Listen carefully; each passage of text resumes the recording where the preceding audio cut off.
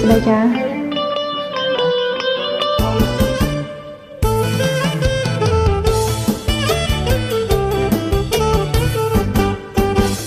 មួយហើយនឹងសង្ឃា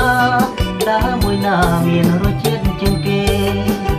ទួអញ្ចឹងមិនដឹងឆ្លើយទេអញ្ជើញប្រស្នាសាក់តាមប្រាថ្នាតាមួយត្រូវតែចោលមួយតាចាស់មួយត្រូវចោលសង្ឃាតាទាំងអស់វាតងថាវិការធ្វើយ៉ាងណាទៅសុំបំណងបងឯងដូចគ្នាអ្នកលក់មានសម្រស់ដូចគ្នាប្រាក់មានសម្រាប់តែតម្លៃមួយចាននឹងទិញនាងនេះស្ដាយនាងនោះធ្វើមិនទៅអញ្ចឹងចាហួយអូនមានដឹងទេអូនកាមលីក្រអូបកន្លងបើអញ្ចឹងដូរមកនោះល្អរៀងបងនឹង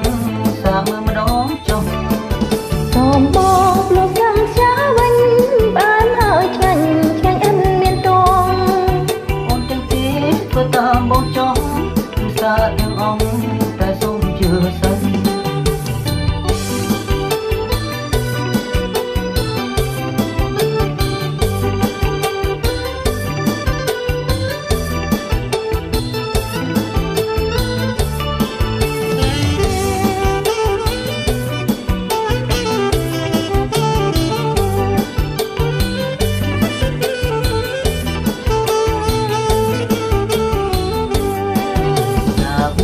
ហើយនឹងសង្ឃា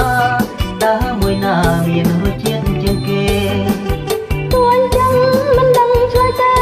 អញ្ជើញប្រស្នាសាតាមប្រាថ្នា